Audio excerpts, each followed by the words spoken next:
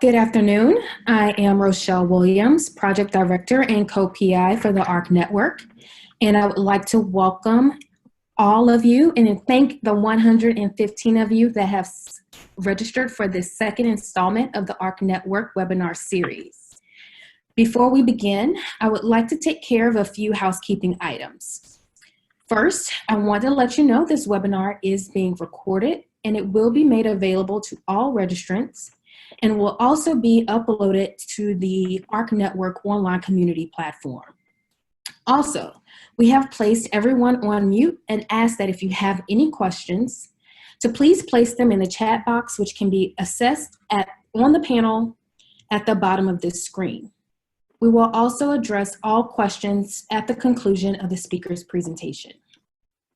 Second, I would like to share a bit about the ARC Network and Virtual Visiting Scholars Program. The goal of the ARC Network is to create and cultivate broad community that bridges the gap between researchers and practitioners. As the STEM Equity Brain Trust, the ARC Network works to promote systemic change by collecting previous work and producing new perspectives, methods, and interventions. The ARC Network is funded by the National Science Foundation's Advanced Program, and the Association for Women in Science serves as the backbone organization.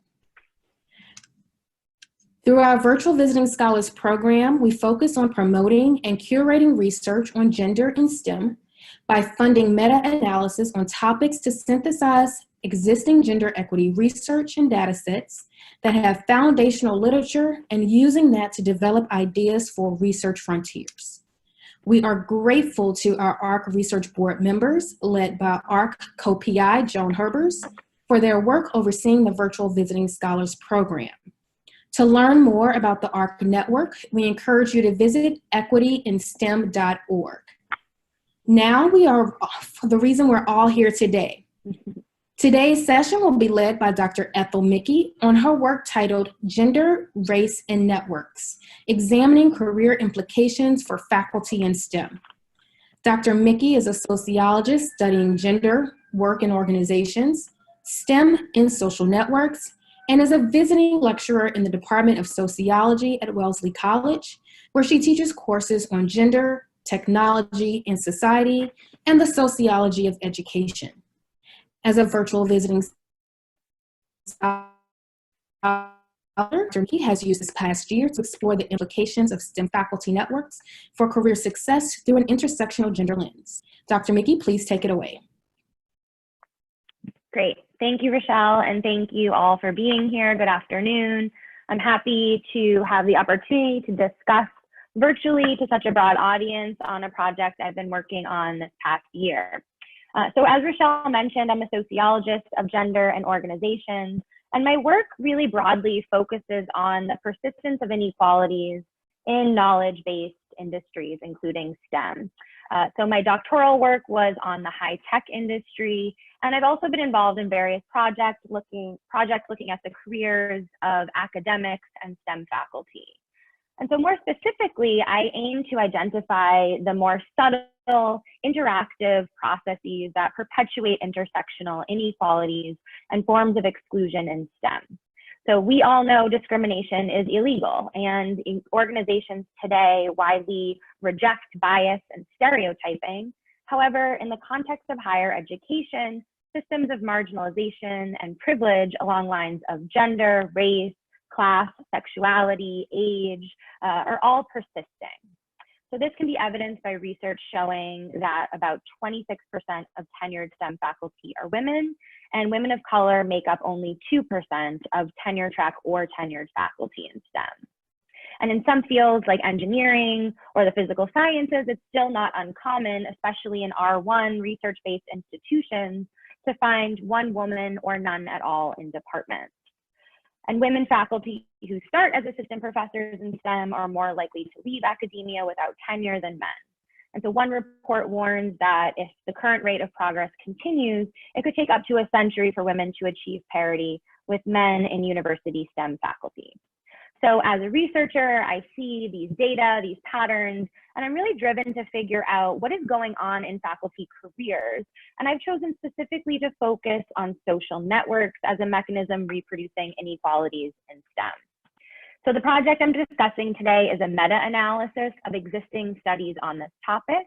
And specifically, I'm conducting, or have been conducting, a qualitative meta-ethnography. And I'll go into more details as the talk goes on about what that really means.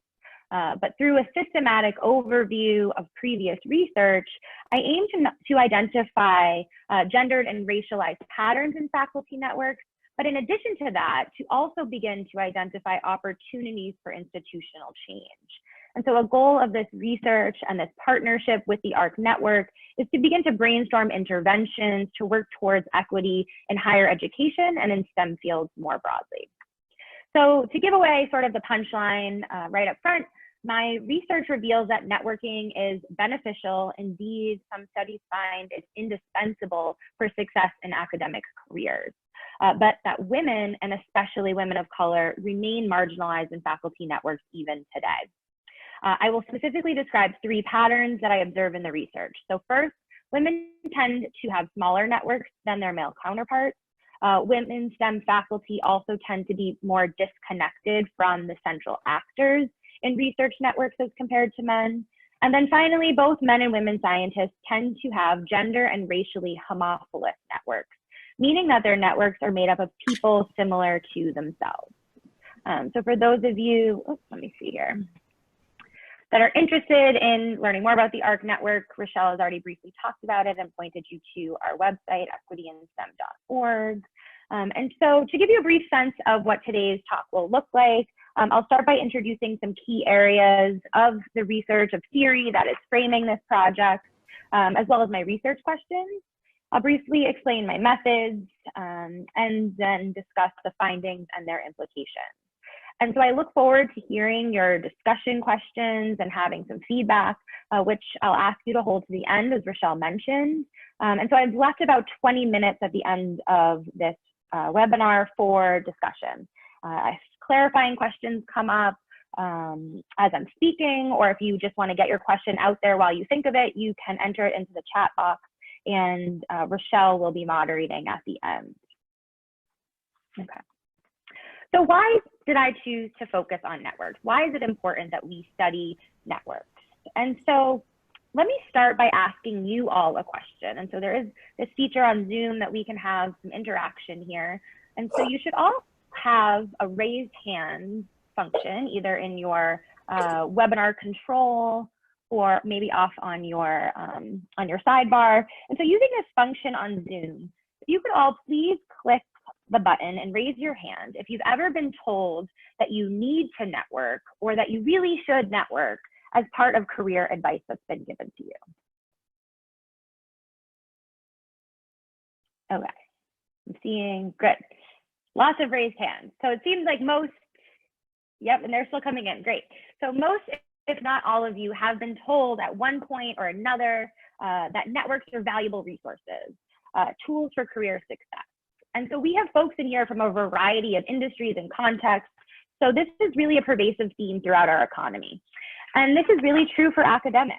Social networks are a form of social capital. See here, here we go.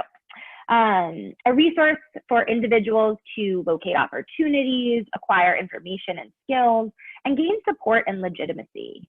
And scientific and technical work especially relies on the cooperation of people, research teams and groups who often are working across disciplines in research teams. So academic networks consist of informal relationships and mentoring, as well as more formal collaborations that could include co-authorship. They provide resources like lab space, equipment, funding opportunities, job information, and also implicit or tacit knowledge about the unwritten rules and informal expectations and norms of academia. But despite these theorized benefits of social capital, sociologists have long recognized that networks contribute to the production and maintenance of social stratification. So there's ever increasing evidence that marginalization and exclusion from networks in parts contributes to this underrepresentation of women and minorities in STEM and contributes to what's been called the chilly climate.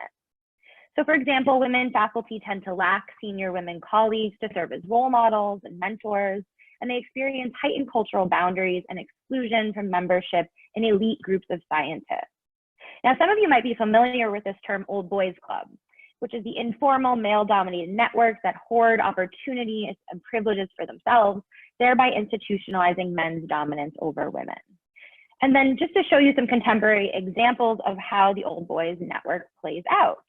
I have some recent examples of the all-male panel, or what has been called MANL. So here's a 2018 campus event on women in math. Here we have the 2019 selection committee for the Fundamental Physics Breakthrough Award, which to me seems like a fairly large selection committee. And from my count, there's one woman there. And then finally, from the software company PayPal and their 2016 event on gender equality in the workplace. Again, we see all men here on this panel. So these might be extreme examples, but they're more pervasive than you would imagine. There's an entire Tumblr page dedicated to MANLs if you're really interested. But you start to see and get a sense that these social relational inequalities start to accumulate over careers. Exclusion from one panel could lead to exclusion on another, which could lead to exclusion on a research team or a grant opportunity. And so this really all builds to contribute to gendered and racialized patterns and forms of capital. So what am I doing? What's my project?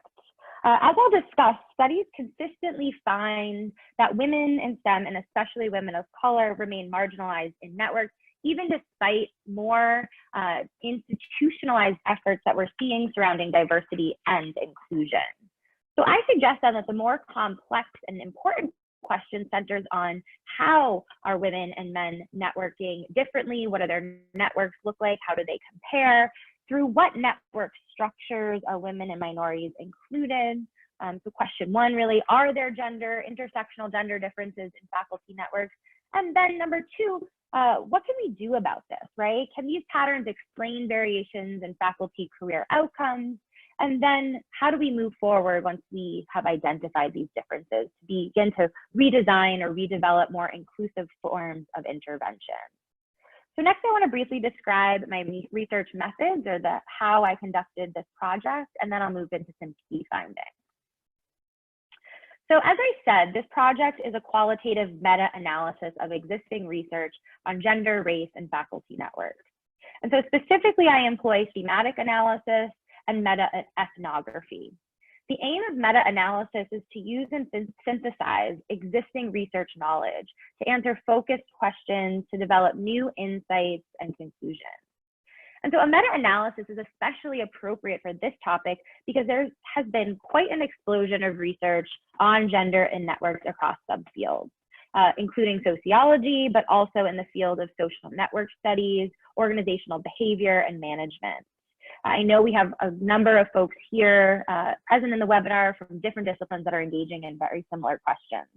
And so these subfields are looking at very similar questions and topics, but disciplinary silos in higher education often mean that relevant groups of research are not in conversation with each other.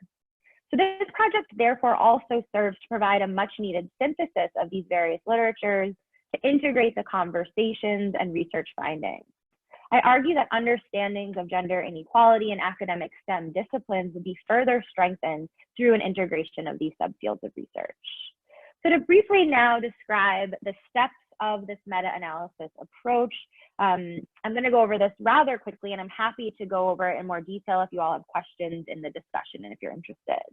And so this is a systematic qualitative synthesis method in which researchers select, analyze, and interpret studies to answer very focused questions on a specific topic to come up with new insights and conclusions. So I first cast a rather wide net using a comprehensive search strategy to systematically locate all studies eligible for inclusion using certain keywords and search criteria. And this yielded about 12,000 studies or records, which is way too many, right? Especially for a qualitative approach. But I think this large number is really important. It speaks to and demonstrates the point that I just made about the explosion of research here on this topic, and a lot of folks engaging in questions of networks. And so the goal with this qualitative approach is not to be exhaustive and include all 12,000 records, but to really be rigorous and focus on which research is offering the best conceptual insights for the questions that I have posed. So imagine, for those of you that have conducted literature reviews, This is really a comprehensive literature review of all of the research and literature on the topic. And here the quality and relevance of studies is more important than thinking about the quantity, although the quantity can provide us with some useful information. So then I screened the articles to determine their relevance and quality. And so these studies are limited to those that are peer-reviewed, English language, and focused specifically on STEM faculty, gender, race, and networks. And so I include studies across disciplines, and I now have about 100 key papers that I've been working with, those that are most relevant to my central questions. And so then I proceeded with a two-step analysis. So the first step was this thematic analysis, which is really descriptive, which I summarized the collective and aggregate conclusions of the studies, starting to look for which themes are recurring, that are prominent, what's coming up again and again, and then moving into interpretive analysis, where I began to synthesize and translate studies into each other through a process called reciprocal translation. This is when you map key themes across studies and translate findings into each other to begin to build third order conclusions that are answering broader questions. And these two steps are quite iterative, and there would be, some reading and summarizing, and then some new insights would be found, and it would cause me to sort of go back to step one. And so this is part of an inductive, sort of grounded theory approach that I was taking to this data analysis. And so in the remainder of this presentation, I will highlight some key findings from this project and then conclude with some remaining questions and next steps. So before I address my two central research questions, I want to briefly discuss a puzzle that I kept returning to in my analysis, and a puzzle that could make for an interesting discussion question for all of us today.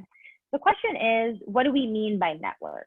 How are networks defined or conceptualized in research, especially when trying to measure faculty networks and implications for their careers?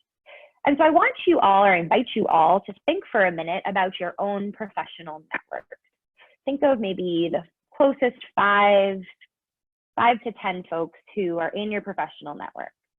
Now, again, using the hand raise function, please click the button and raise your hand if your network that you are thinking of includes some current coworkers. Okay, great. How about a boss, a supervisor, or a mentor? Good, okay. How about former coworkers from previous jobs? Yep, we're seeing a lot of raised hands here, okay. How about collaborators or co-authors on a project? Okay. Friends. Nope, no one has any friends, it looks like. And then lastly, family. Okay. So you can see our networks are complicated, right? There are certain groups and different buckets of people that we're drawing on for different kinds of resources, information and advice that are all career related. So then as researchers, empirically, how do we go about capturing such a complex social concept? So I find that one of the results of the disciplinary silos of research is a definitional mismatch of faculty networks. So for example, faculty networks are measured by anything from co-authorship, research collaboration, self-reported friendship or mentorship ties, or involvement in working groups and teams. The most common approach amongst the key papers that I've included in this study is to have respondents, meaning the faculty themselves, identify their network members, often through surveys. So surveys, for example, may ask faculty to list people who are closest members of their professional network, including the names of mentors, advisors, postdoctoral supervisors, individuals with whom they discuss work-related issues, departmental colleagues, and so forth. So these are extensive surveys, but you'll see that there's a lot of room for flexibility and variation in terms of how individuals respond to these kinds of questions. Also, you'll see that these questions, these survey type measures of networks include instrumental ties, and these are links that involve the exchange of specific information or the transfer of knowledge, as well as expressive or effective ties, which include resources like advice, help, and trust. So instrumental ties are often directly related to producing scholarship, if we're thinking about faculty specifically, and include co-authors or relationships through financial support like grant funding. While expressive ties, we can imagine to provide resources like guidance on how to navigate professional interactions, how to navigate departmental culture, as well as that emotional social support that is really necessary for these high stress jobs. And so I'm sure some of you are still continuing to think about your own network ties and recognizing that some relationships that you have are both instrumental and expressive. And so we call these kinds of relationships multiplex. They are multi-layered, occurring between individuals who interact in multiple social contexts. So leaving the definition of networks and network ties open to respondents allows for this flexibility, but also there's some problems with this, right? So for example, we only hear from one side of the relationship in a network survey. There's a very good chance that this relationship might not be reciprocated or viewed similarly by the other member of the tie. Or people often forget about certain relationships when filling out surveys. They could have forgotten someone or left someone out. So there are many different ways to compare networks by gender and race. Studies look at everything from the quantity of ties, how many relationships does an individual have, to tie strength, to various forms of social capital and resources gained from ties. And so as of now, I've chosen to treat this definitional mismatch as an important finding from the meta-analysis in and of itself, as this lack of common language or shared tools in studying faculty networks may in fact be part of the reason why we struggle still to alleviate women's structural and cultural disadvantages. And so now let's think about some of the key findings from this project. Before I get into my findings, I want to just discuss briefly these different characteristics of networks that come up in the research. And so research on gender and networks that's often comparing men and women's networks tends to focus on the size, structure, and composition of faculty networks. So size, in terms of network size, it's typically measured by the number of connections an individual has or the number of other people they have relationships with.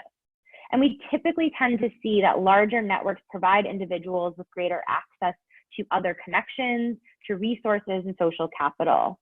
And so not only does the number of ties matter, but as I said, also the quality of these relationships matters as well, often measured by tie strength. The second characteristic of networks is the structure. This includes the position of actors and their ties to others. And so I like to think of this as how the relationships in a network tend to be mapped out. That is, who is central to the network, who tends to be on the periphery, how dense is an individual's network, that is, how extensive is the contact to others. And network density tends to be associated with greater support and solidarity. And then finally, for network composition, studies tend to look at the extent of diversity amongst faculty networks.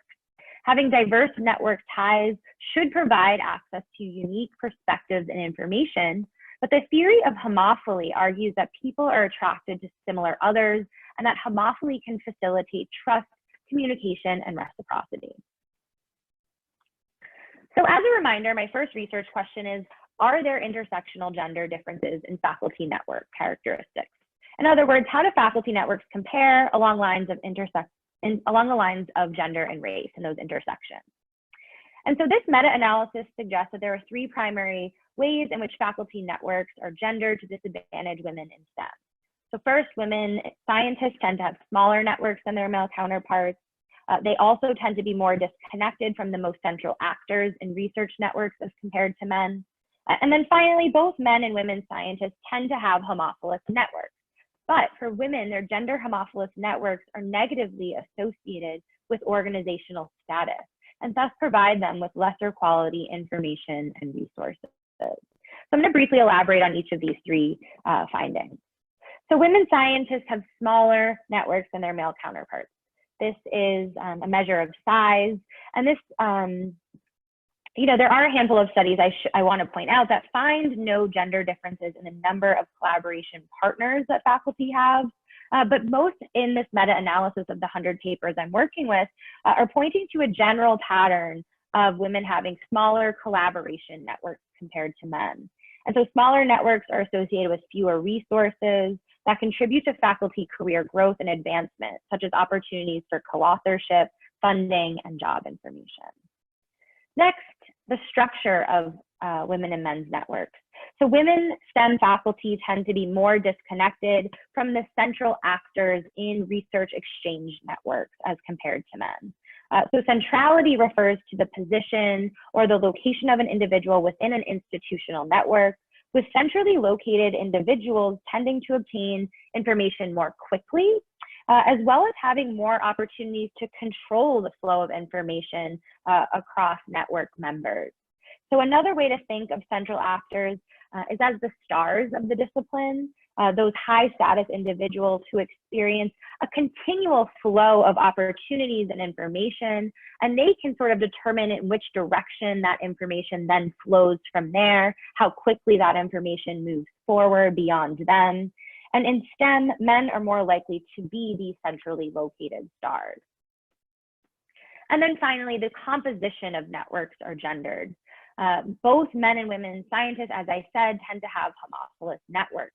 But for women, these gender homophilous networks are negatively associated with things like organizational status, power, access to resources. And so this provides them with lesser quality social capital. In STEM, both gender and ethno-racial homophily especially creates career disadvantages for women in faculty of color because they're often tokens in white male-dominated departments and disciplines. So for example, women's less diverse networks contribute to their difficulty securing research grants and funding relative to men. Gender network differences also contribute to women's poor returns on mentorship and consequent biased information.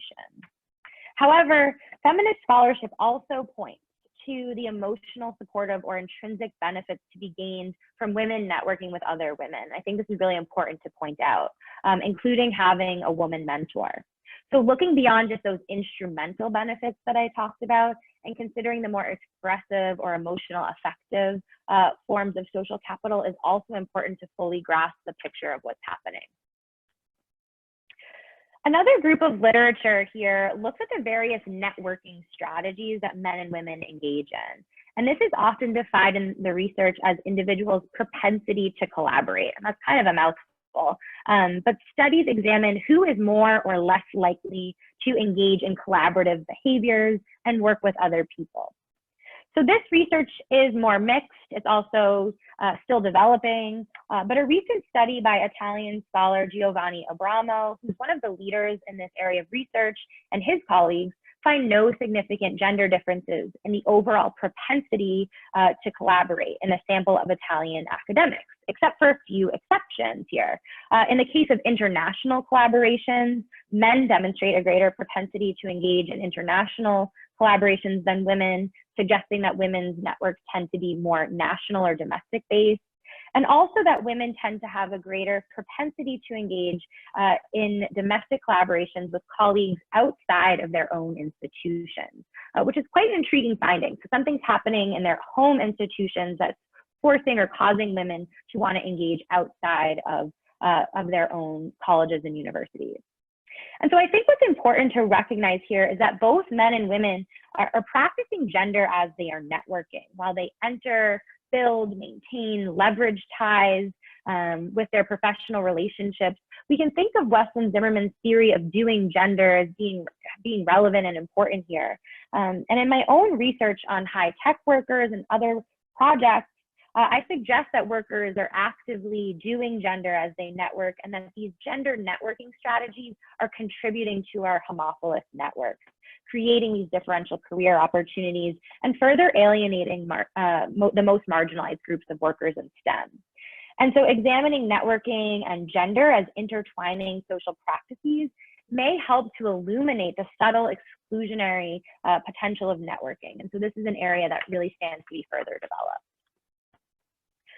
So where does race come into all of this? And from an intersectional perspective, there is really a lot less research looking at race in faculty networks in STEM, but a handful of important studies examine these intersections and how they shape faculty experiences.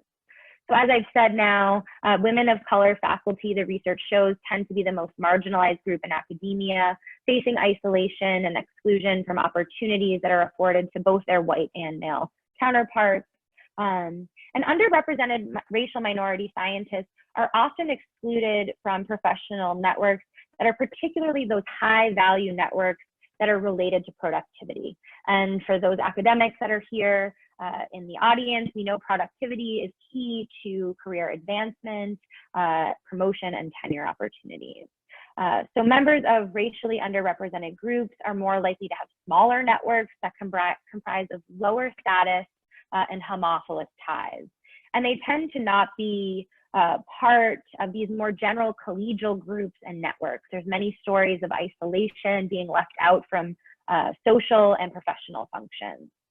And so these unwelcoming local climates may result in these smaller networks for minority faculty, resulting in fewer ties in their proximal locations, in their home departments, and their home institutions, as well as low levels of advice resources compared to their white colleagues. So exclusion from networks is frequently cited in the research as being part of the chilly climate and discrimination experienced by faculty of color. However, there is some important research that is hopeful here too, that importantly suggests that Black women faculty in particular are strategically using their gender and racially homophilous networks for career support. Black women faculty, for example, are the most likely of any group to maintain strong relationships with advisors and mentors from their former campuses, and they tend to strategically form and find networks with other Black women faculty through professional associations and online communities. And this is for both personal and research support. So again, instrumental and expressive ties. One study also finds that women of color prefer communal and group-based sources of support rather than this traditional paradigm of individual mentoring where a senior person advises a junior faculty member. They seek out communities that support their research, providing intellectual support, but also career advice. So this research suggests that Black women rely on gender and racially homophilous networks for support, but research must also consider the potential downside of these strategies. So one study, for example, finds that these homophilous networks and collaborations are associated with lower publication productivity and impact. So taken together, these factors signal the importance of looking within gender groups, within racial groups, for these variations that are happening intersectionally, that we can't make assumptions about all women faculty networking in similar ways. And so I argue we really need more research here. Future research should center the experience of women of color faculty in STEM and intentionally look across these intersectional lines. Okay. So the second question is really the so what question. Can these differences, these three patterns that I've pointed to in faculty networks, explain gender variations, racial variations in faculty career outcomes, including productivity, retention, and advancement? What are the consequences here? And so findings reveal, and this is perhaps unsurprising to many of us, that networks provide a whole host of resources to faculty in STEM. Indeed, some are arguing that they are crucial for success and they provide social capital in the forms of jobs, getting people employment, providing them information about jobs, formally or informally, productivity opportunities that I've mentioned now, visibility and prestige, industry and government connections, which are very important in some STEM fields, financial resources, advice, friendship, and the exchange of ideas, not only on research, but also on teaching, how to manage service expectations, work-life balance. So really a range here. And so I think while this is probably not surprising to many of us, it's really important to justify the continued study of social networks. Networks matter, and they matter a lot in shaping the careers of academics in STEM. So today I've discussed the findings from my meta-analysis research project on gender, race, and networks, focusing specifically on faculty in STEM fields. And so I'd like to now offer some concluding thoughts, as well as point to some remaining questions I have after completing this analysis, as well as directions for future research before I open it up to your questions and more of a discussion. So this meta-analysis has identified structural barriers to women and minority faculty's inclusion in networks. Findings reveal that networks provide a range of key resources. However, women, and especially women of color, remain marginalized despite institutional efforts happening across the country surrounding diversity and inclusion. So focusing on the network size, structure, and composition, I've pointed to 3 mechanisms contributing to the reproduction of inequalities in STEM, but also higher education more broadly.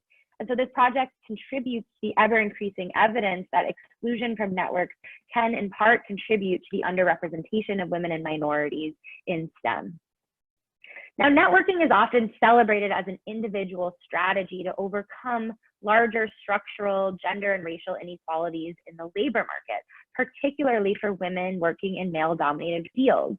We are all told to network, right? As individuals, we can overcome the barriers facing us.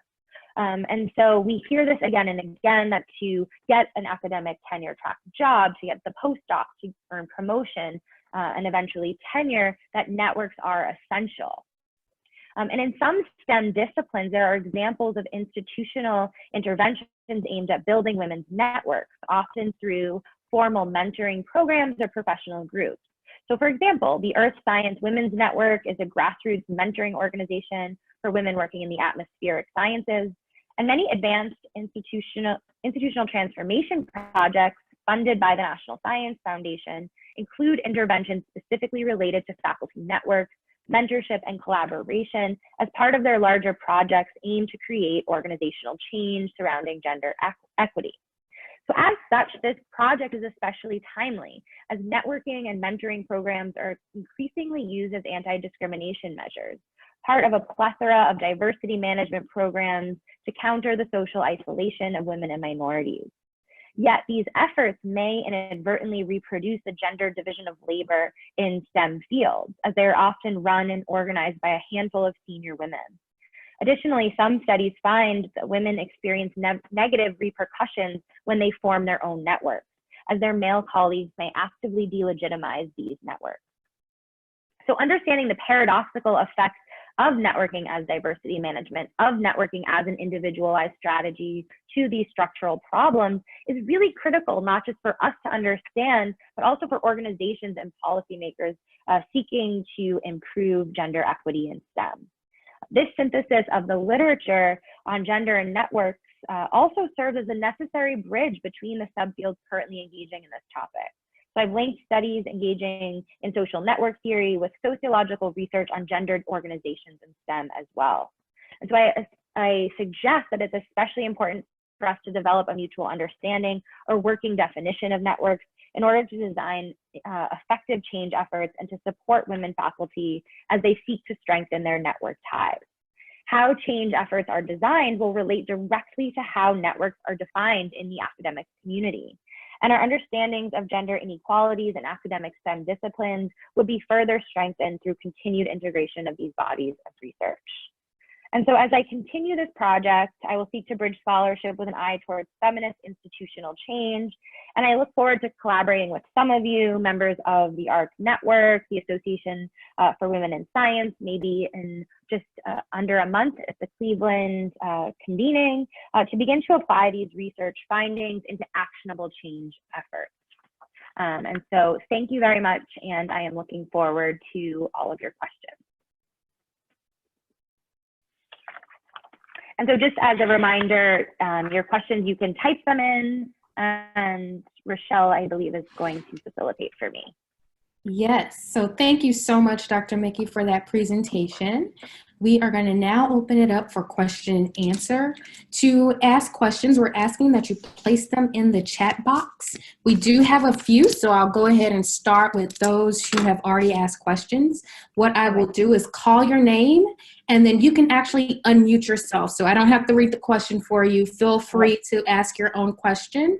So first, we will begin with Maria Bryant.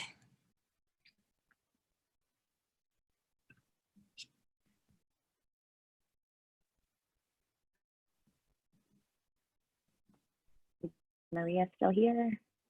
Still here. Well, I will say that her comment in the box was women in STEM, which women? So we were trying to determine if your question had been answered, Maria.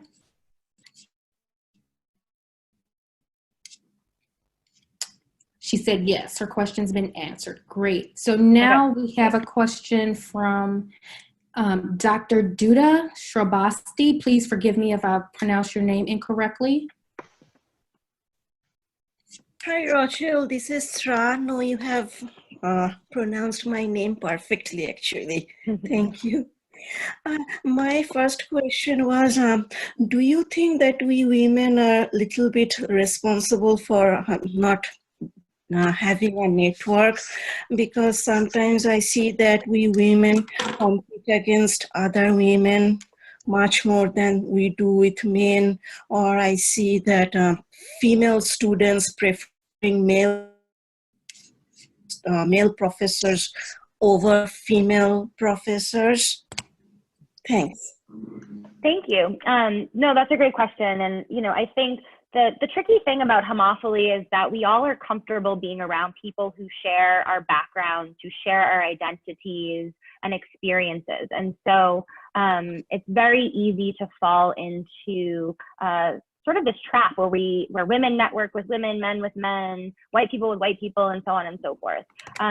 But that being said, I do really believe this is a structural issue. If we think about even the numbers of women in departments, STEM departments, in colleges and universities, when you're outnumbered and you tend to be tokens in your environment, there are not many folks that you can turn to that have those shared experiences. And so I really think that this is more of an issue that we can change from the top down. Another thing to note is in my research on STEM workers outside of academia is that really across the board, people find networking to be really uncomfortable.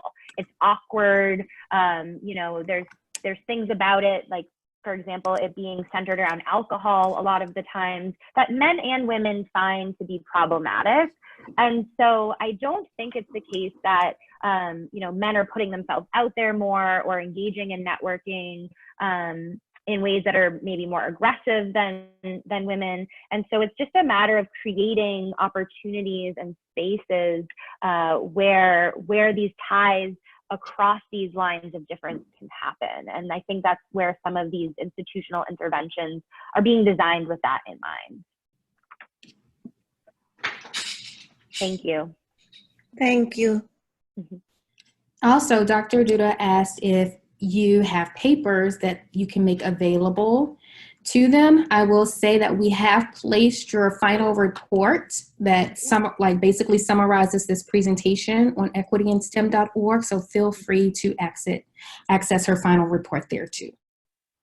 Yes, and thank you, Rochelle. And my website is just my name, ethelmickey.com, and there are links to all my publications there. And if you don't have institutional access, just shoot me an email. I'd be happy to share. Our next question goes to Dr. Pat Marsteller. Again, forgive me if I've pronounced your name incorrectly. Feel free to unmute yourself. Hi, can you hear me? Yes, hi. No, I was actually just trying to say that there are some other organizations and granting agencies that support building these kinds of networks, like the Hannah Gray Fellowships and like the advanced grants from NSF, and that they have lots and lots of resources for what kinds of things we need to do to make institutional change. So it was really more of a comment than a question. That's great, and I think there are some really important things happening, and there's no way I could list them all in a short presentation, but I think even within the advanced IT institutions, networks and collaboration seems to be built into a lot of the institutional change efforts, and it's really exciting to see. Thank you.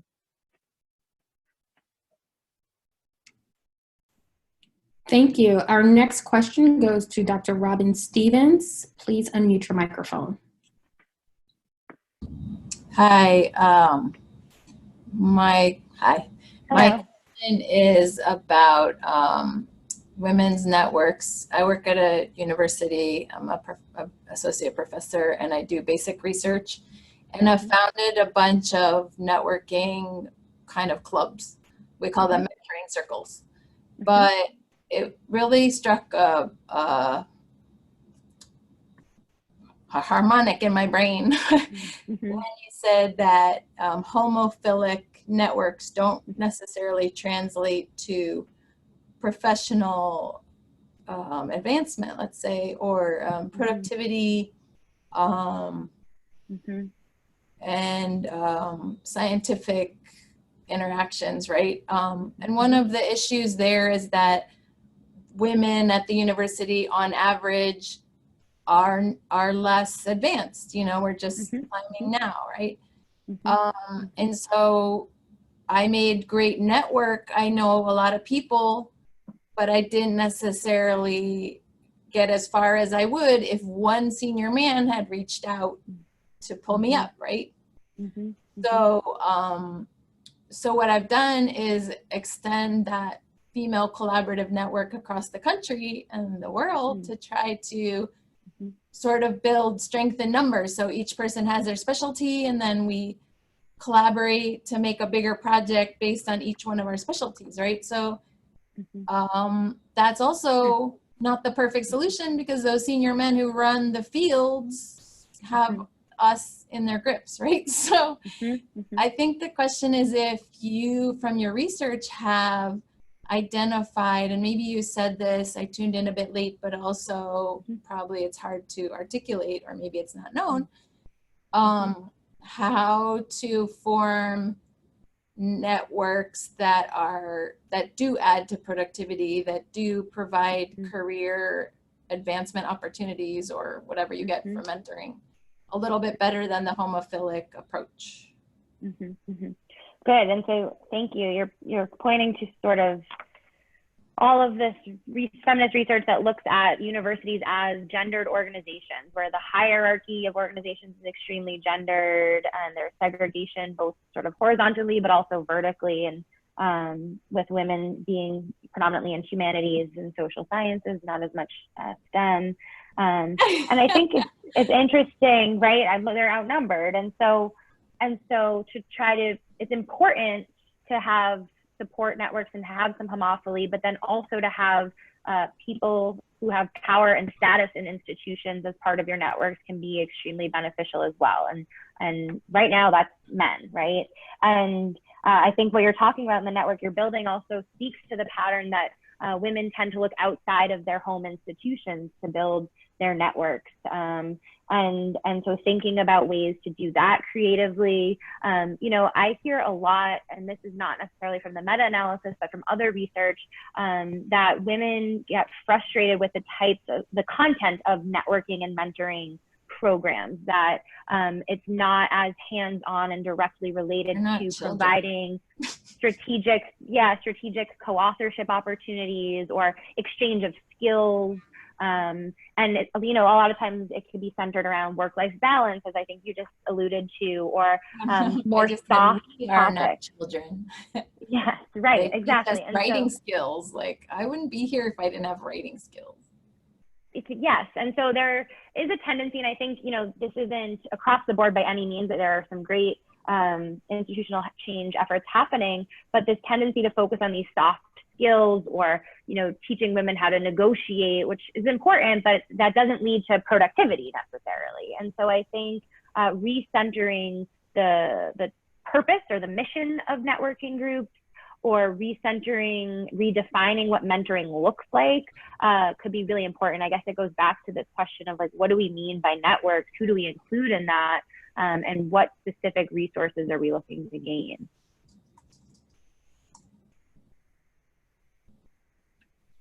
Awesome. Thank you, Dr. Stevens, for that question. Now we'll turn it over to Dr. Rosa Cabrera. Please unmute your microphone.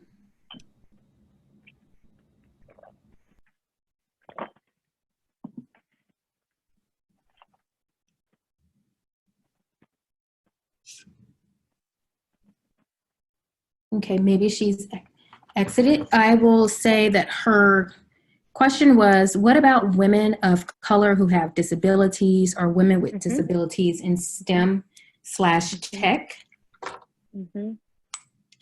It's a great question. And, you know, I'll say that there was really no research that I found in my meta-analysis looking at networks that looked at the intersection of gender and disability.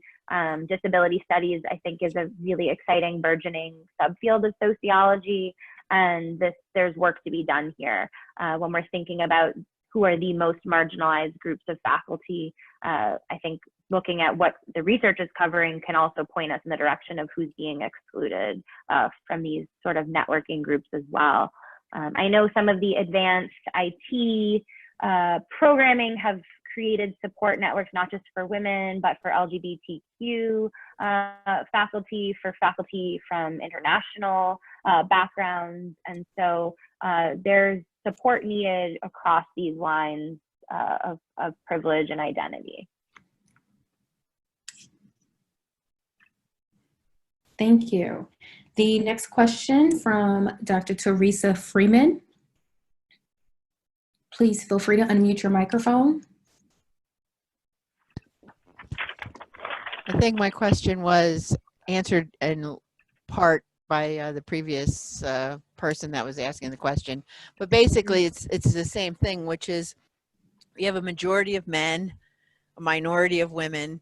The men are at the top. You can form a network, but it's very difficult to penetrate, especially even at the department level, at every level. So that I just was wondering if there are any ways that you could give some examples of what to do instead of just to identify the problem. No, I think that's a great question, and it's part of sort of the next steps for this project. Is now that we know what the problems are, what can we change at, and create toolkits for not just for departments and universities, but also for individuals to use. And so I really think that it will require sort of multi-level efforts, providing not just educational resources like webinars and workshops, but some real structural change as well, implementing, you know, formalized mentoring programs for junior faculty, formalizing some of those support groups that I just mentioned. And so, you know, I think that we still have a long way to go in thinking about these interventions happening, so that the onus is not on the individual woman, the individual faculty member to go out and seek out those network ties, because we all have a million things going on, a million responsibilities, and networking, I hear from women a lot, often tends to fall by the wayside because it's just the last thing on the list.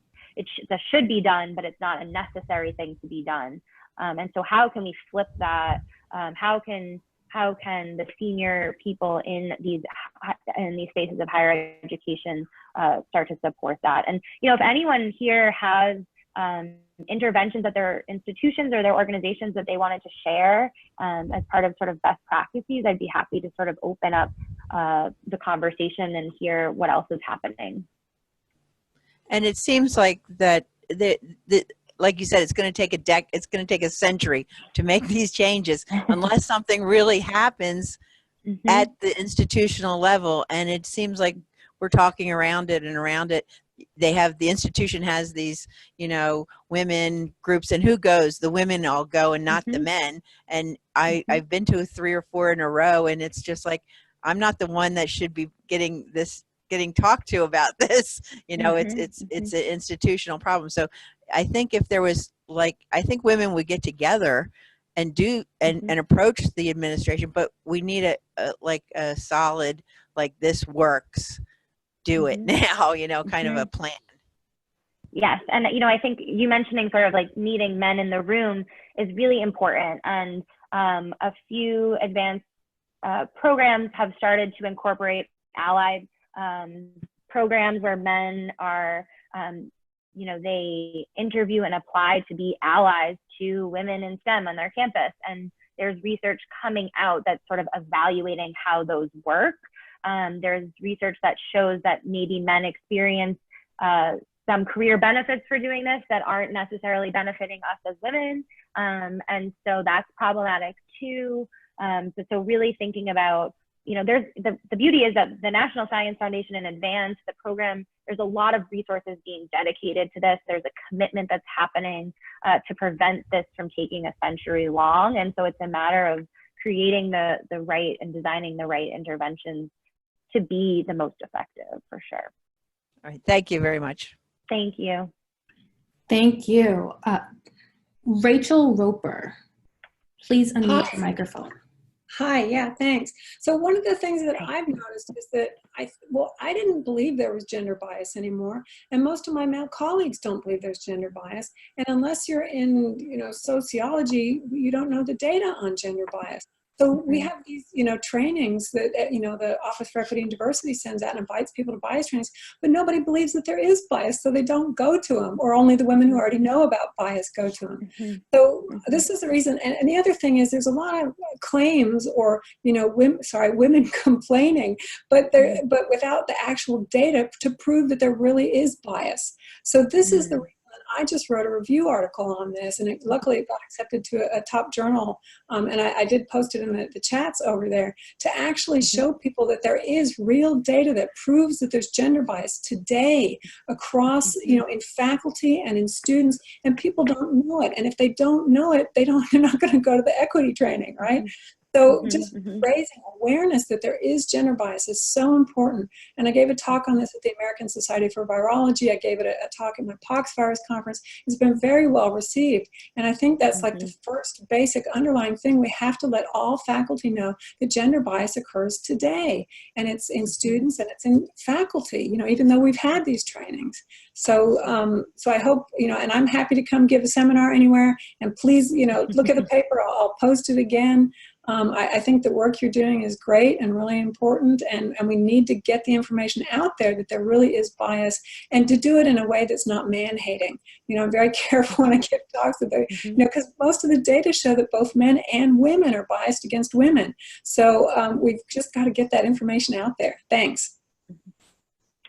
Yes, thank you. And thank you for the work that you're doing. And absolutely, the baseline sort of acknowledgement that bias and discrimination and stereotyping all exist, and they especially exist in fields that have been traditionally male-dominated, white spaces, is definitely important. And before we can move on to thinking about interventions, we need buy-in.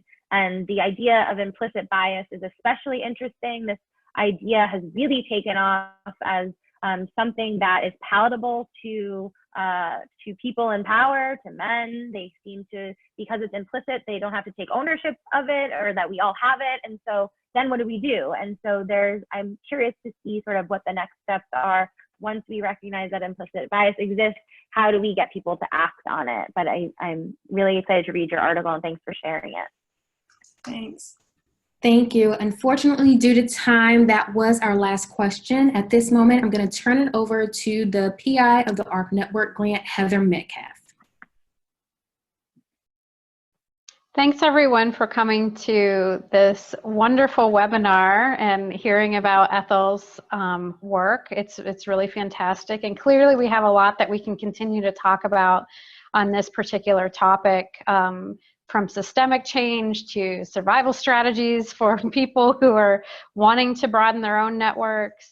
There's a lot. And so what we'll do is we've recorded the webinar, and we'll be sharing out the recording after concluding this. And we'll take a lot of these resources that you all were so generous in sharing in the chat box as part of our discussion, and share that back out with you so it's easier to access afterwards. I also invite you all to, if you want to hear more from Ethel, reach out directly to her. Her email address is up here on the screen. And if you'd like to hear her talk about this in person alongside our other virtual visiting scholar who's going to be presenting via webinar in a couple of weeks, they'll be in person in Cleveland at our Equity and STEM community convening in October, and you can look at the information about that on equityandstem.org. The website's also up here, and you can register to attend that and gather a lot of resources, have more great conversations like this, and connect with other colleagues at that convening, as I mentioned, in October. So thank you all so much for coming and for being so engaging.